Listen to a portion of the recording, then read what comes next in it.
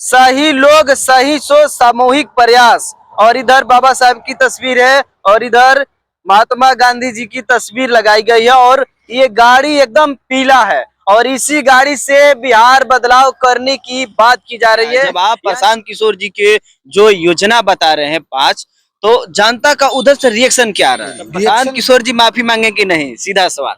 ये विषय शीर्ष नेतृत्व का, वो अपने स्व विवेकी है। में इन पार्टियों का विकास सब्जेक्ट नहीं है, शिक्षा सब्जेक्ट नहीं है, स्वास्थ्य सब्जेक्ट नहीं है। आप देखे होंगे बाढ़ एक बड़ी समस्या है, विकराल रूप धारण करके आपने देखा कि कई गांव गंगा जी के इसमें समाहित हो गई। अभी मैं बक्सर जिला के कृष्णाबड़म 4 लाइन पर मौजूद हूँ और यहाँ पर एक जनसुराज का गाड़ी हमको दिखाई दे दिया है और इस पे लिखा है जनसुराज बिहार बदलाव यात्रा, सही लोग सही सोच सामूहिक प्रयास। और इधर बाबा साहब की तस्वीर है और इधर महात्मा गांधी जी की तस्वीर लगाई गई है और ये गाड़ी एकदम पीला है और इसी गाड़ी से बिहार बदलाव करने की बात की जा रही है, यानी बिहार बदलाव यात्रा किया जा रहा है। और इस गाड़ी में जो लोग नेता बैठे हैं उन लोगों से हम बातचीत करने का प्रयास करेंगे। आज ये सर इधर, क्या नाम है आपका? नमस्कार, प्रणाम। और मेरा नाम इंजीनियर सुरेश कुमार है जी। मैं यही स्थानीय कठार पंचायत का रहने वाला हूँ और ब्रह्मपुर विधानसभा से भावी संभावित उम्मीदवार भी हूँ। हमारा सवाल ये है कि जनता का रिएक्शन क्या है जब आप प्रशांत किशोर जी के जो योजना बता रहे हैं 5, तो जनता का उधर से रिएक्शन क्या आ रहा है? रिएक्शन बड़ा सकारात्मक है और बदलाव की उनके मन में एक चहल पहल है, चाहक है कि बदलाव हो बिहार। क्योंकि हर परिवार जो भी हमारे इशू पलायन वाले, प्रत्येक परिवार उससे दो चार हो रहा है। क्योंकि हर घर से कोई ना कोई बच्चा पलायन के लिए, पढ़ाई के लिए बाहर जा रहा है, रोजगार के लिए बाहर जा रहा है और कुछ लोग दवा करने के लिए भी बाहर जाते हैं। क्योंकि यहाँ पर स्वास्थ्य की सुविधाएं उपलब्ध नहीं है, इसलिए 3 प्रकार के मुख्य तरह पलायन हो रहा है। तो ये चिंता सबकी है, हम सब आम बिहारियों की चिंता है। तो इसमें बड़ी उत्सुकता है लोगों के बीच में कि भाई एक नई व्यवस्था आने वाली है दिसंबर के महीने पर और उसका इंतजार कर रहे हैं लोग कि जल्दी दिसंबर आ जाए, नवंबर के महीने, जिस पर हम लोग वोट अधिक से अधिक संख्या में दे और जनसुराज की सरकार लाए। और हम जी अभी जो वर्तमान सरकार है बिहार में, एनडीए सरकार, 2100 पेंशन भी कर दिया, उसके बाद 10-10 हजार रुपया रोजगार करने के लिए पैसा भी दे रहा है, बिजली फ्री कर दिया, तमाम बहुत सारे योजना, कर्मचारियों का दुगना तिगना वेतन भी कर दिया। तो लोग उधर में अट्रैक्शन हो गए कि आप लोग तो झूठों के ये परिवार लाभ कार्ड बना रहे हैं। ये बड़ा ही रोचक विषय आपने उठाया ये। और परिवार लाभ कार्ड जो है ये दूसरे देशों में जो प्रवृत्त राष्ट्र हैं, जो विकसित राष्ट्र है, वहाँ पर इंट्रोड्यूस हुआ है। जैसे ब्राजील हो गया, नॉर्वे हो गया, आयरलैंड हो गया, नीदरलैंड हो गया, इवन कि अमेरिका में भी ये व्यवस्था है कि जनता का काम है सरकार चुनना, सरकार का काम है, लोकतांत्रिक व्यवस्था है। और हमारा संविधान जो बाबा साहब ने इनकी रचना की है, बड़ा ही सुंदर संविधान है जिसका मूल आत्मा है लोक कल्याण। लोक कल्याण का मतलब होता है कि सरकार की अर्थव्यवस्था जिस गति से बढ़ रही है उसी गति से आम जन की स्थिति भी सुधरे, उसकी भी आर्थिक स्थिति, उसकी आमदनी में बढ़ोतरी हो। ये संविधान का मूल अवधारणा है। उस अवधारणा के आलोक में ही इसका परिवार लाभ कार्ड एक सांकेतिक चीज है, लेकिन ये संविधान का ही पार्ट है। जहाँ तक बात है, आपने एनडीए का जो 10,000 वाली बात कही और ये 5,000 कुछ लेबर कार्ड में भी डाले हैं, तो ये हमारा जनसुराज का दबाव है। जनसुराज का ही दबाव नहीं है, आम जन की दबाव है।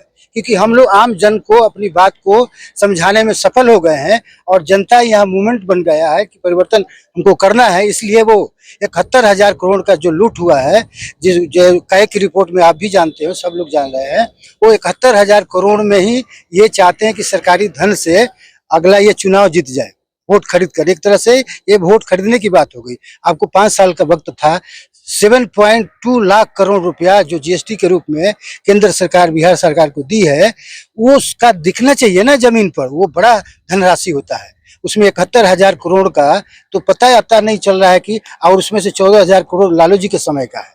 तो एक नियम है, जब तक आप जितना पैसा केंद्र सरकार से मिलता है उसका अगर राज्य सरकार खर्च नहीं करती है तो अगला मद उसको नहीं मिलेगा। इसका मतलब राज्य सरकार और केंद्र सरकार में मिली भगत चल रही है। भ्रष्टाचार का ये जड़ें जो है बहुत गहरी है, जिसको कुछ नेता, एनडीए के नेता जो जिस प्रकार से ये भ्रष्टाचार में लिप्त हैं, खासतौर से अशोक चौधरी जी है, मंगल पांडे जी है, सम्राट चौधरी जी, अन्य दिलीप जायसवाल जी हैं, ये सारे लोग का जो कलई खुल रहा है, इसकी जो पलिता है वो बड़े बड़े सरगनाओं के पास जाएगा अगर जांच ठीक ढंग से हो जाए। तो इसको जनता को भ्रमित करने के लिए उसको कुछ लाभ दे रहे हैं, कुछ इससे कुछ होने जाने वाला नहीं है। पब्लिक सारी बात को समझ, जैसे आपको उदाहरण के तौर पर मैं बताऊं, डेली आप टूथब्रश यूज करते हैं, आप नीचे से दबाते हैं तो थोड़ा ऊपर निकलता है, वही चीज हुआ। जनता का जब दबाव पड़ा, जन स्वराज का जो संकल्पनाओं को लोगों ने अपनाया, तो लोगों को, राजनीतिक दलों को लगा कि अब सरकारें हमारी बदलने वाली है, इसलिए वो आखिरी उपाय के रूप में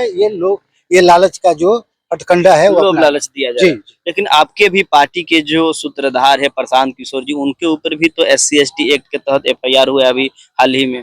ठीक है, मैं एक टीवी इंटरव्यू में उन्होंने इस बात का, ये हम समाचार माध्यमों से हमने भी सुना, जो एक सहचर शब्द है वो एक नेता के बारे में कर रहे हैं, चोरी के साथ में फ्लो में उनसे निकल गया, चकारी होना चाहिए था लेकिन चमारी निकल गया। तो चमारी कोई मतलब क्या होता है? चमारी एक व्यवसाय है, एक जातीय व्यवसाय है, उसका मतलब जूता बनाना, चमड़े का काम करना, ये चमारी हो गया। चमारी का मतलब ये नहीं हुआ चोरी करना। चोरी एक सहचर शब्द है जो आम भाषाओं में लोगों से बोला जाता है, उनका इंटेंशन बुरा नहीं है, वो फ्लो में निकल गया होगा। इसके लिए अगर उस समाज के लोगों को अगर किसी बात का, भावनाओं का अगर आहत हुए हैं, हम उसके लिए ठेस पहुंचा है, उसके लिए हम लोग क्षमा प्रार्थी हैं। नहीं तो आपको प्रशांत किशोर जी को लोग कह रहे हैं कि प्रशांत किशोर जी को माफी मांगना पड़ेगा। ठीक है, देखिए वो बात कोई इंटेंशनली नहीं कही गई है, लोकाचार में ऐसी बातें होती है जैसे लोटा डोरी। तो प्रशांत किशोर जी माफी मांगे कि नहीं, सीधा सवाल। ये विषय शीर्ष नेतृत्व का, वो अपने स्व विवेकी हैं, उनको सारी बातें पता है, हम लोग तो उनके कार्यकर्ता हैं। लेकिन हम लोग जहाँ तक समझ रहे हैं, जिस समाज में जैसे मगही हो गए, भोजपुरी भाषी क्षेत्र है, उसमें कुछ शब्द जो है स्थानीय तौर पर इस्तेमाल होता है, तो उसको बड़े सीरियस नहीं लेने की जरूरत है। जिस प्रकार से उन्होंने सारे नेताओं को, सारी पार्टियों को भ्रष्टाचार के मुद्दों पर घेरा है, वो लोग चाह रहे हैं कि बार बार ये समाज फिर से जातीय उन्माद में, जातीय कलह में, जातीय विष में फंस जाए। लेकिन इस बार वैसा होने वाला नहीं है, और इनकी तो चाल है कि आप बार बार जातीय विद्वेष से वोट करिए। जिस प्रकार से आपको स्थानीय बात में बताऊं कि ब्रह्मपुर विधानसभा में यहाँ विकास पर वोट नहीं होता है, यहाँ पर जातीय समीकरण पर वोट होता है, दो धड़ों में बट जाती है, जिससे अभी वर्तमान जो ईट भाटा के और आटा वाली जो प्रतिनिधित्व है आपका, वो जो मरने के बाद ही वो किसी जनता के पास पहुंचते हैं, उनकी ये है कि हमको तो वोट जनता दे देगी जातीय नाम पर, तो विकास गौण हो जाता है। और जातीय जो समीकरण है, जातीय विद्वेष है, जिसकी राजनीति वो लोग कई दशकों से कर रहे हैं, उसका प्रयास करेंगे। ये पहली प्रयास नहीं है, वो चाहेंगे कि प्रशांत जी से कोई ना कोई जाने अनजाने में गलती हो और उसको उछाला जाए, क्योंकि हाईलाइट किया जाए। उनका सब्जेक्ट है जातीय विद्वेष, जातीय हिंसा और नफरत फैलाना, उनका ही सब्जेक्ट है। बिहार में इन पार्टियों का विकास सब्जेक्ट नहीं है, शिक्षा सब्जेक्ट नहीं है, स्वास्थ्य सब्जेक्ट नहीं है। आप देखे होंगे बाढ़ एक बड़ी समस्या है, विकराल रूप धारण करके आपने देखा कि कई गांव गंगा जी के इसमें समाहित हो गई, तो उसके लिए विशेष परियोजना की आवश्यकता है। 11,500 करोड़ रुपया का परियोजना का केंद्र सरकार ने वो धनराशि दिया है। कुछ धनराशि वर्ल्ड बैंक से भी आया है, 4,000 करोड़ की धनराशि, एक बड़ी राशि है। उसे इस परियोजना पर अभी DPR नहीं बना, डिटेल प्रोजेक्ट रिपोर्ट बनाना पड़ता है, तब उसको सबमिशन होता है, तब उसके अलॉटमेंट होगा फंड का। ये सारे विषय जो है यहाँ की स्थानीय लोगों के लिए जरूरत की जो विषय है, उस पर ध्यान न देकर ये अनावश्यक विषय जो है लगातार चला रहे हैं। ये समाज को भी गुमराह कर रहे हैं, बिहार को गुमराह कर रहे हैं, और आने वाली पीढ़ी जो बड़ा चिंता का विषय है, जो नशेड़ी बन रहा है, सूखा नशा कर रहा है, तो ये उड़ता बिहार न बन जाए। और बेरोजगारी जो इतनी कि बिहारी 100 में से 80 बिहारी 100 रुपया भी दिन में नहीं कमाता है। इस परिस्थिति में बिहार के लोग ला दिए हैं, बड़ा चिंता का विषय है। आपका भी विषय है, हमारा भी विषय है, और हर बिहारी का विषय है। बहुत बहुत प्रणाम, बहुत बहुत धन्यवाद। तो ये थे हमारे साथ सुरेश इंजीनियर जी। इनका प्रतिक्रिया कैसा लगा आप लोग कमेंट में अपनी अपनी राय जरूर दीजिएगा। धन्यवाद।